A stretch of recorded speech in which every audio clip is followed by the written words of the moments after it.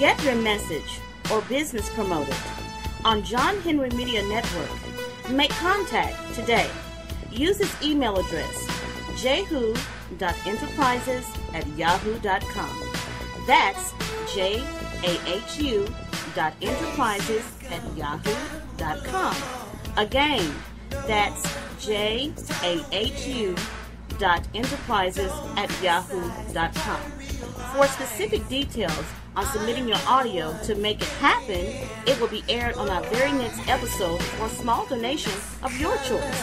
So let's make it happen right now.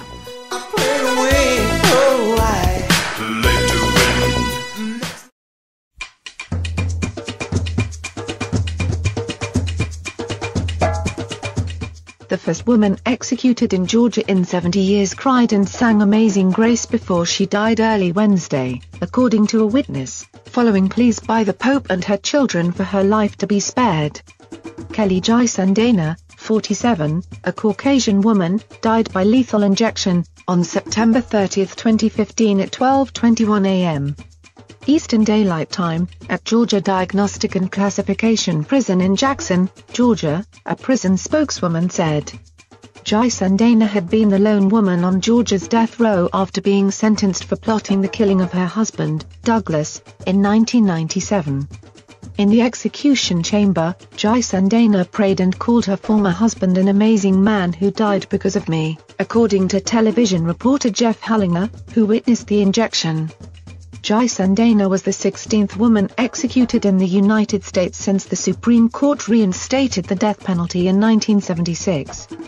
Pope Francis, who concluded a 6-day United States trip on Sunday and is an outspoken opponent of the death penalty, had urged officials to commute Gissendaner's death sentence.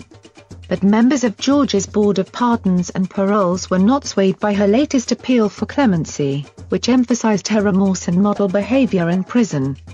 Gissendaner's lawyers also noted she was not present when the crime was committed. The man who carried out the kidnapping and murder, Gissendaner's then-boyfriend, Gregory Owen, received a life sentence.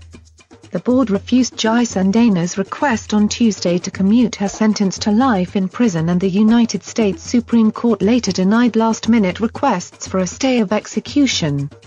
Prison spokeswoman Lisa Rodriguez-Presley said Gissendaner, who completed a theology program in prison, requested a final prayer before she died. Gissendaner's supporters included her 3 adult children and a former Georgia Supreme Court justice who said he was wrong to deny one of Gissendaner's earlier appeals. But the family of Doug Gissendaner said she showed him no mercy. As the murderer, the family said in a statement before the execution, she's been given more rights and opportunity over the last 18 years than she ever afforded to Doug, who, again, is the victim here. Gissendaner's scheduled execution was called off in February due to bad weather affecting roads, and again in March when officials noticed what they believed was a problem with the injection drug they were about to use.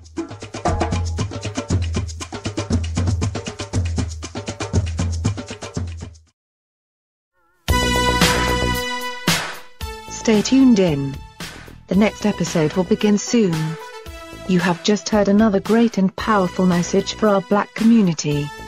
Brought to you by John Henry Media Network and the United States of America. This is the place for you, your family and friends to hear educational messages and music from other very important Black people to help build a stronger and more revolution-ready Black America.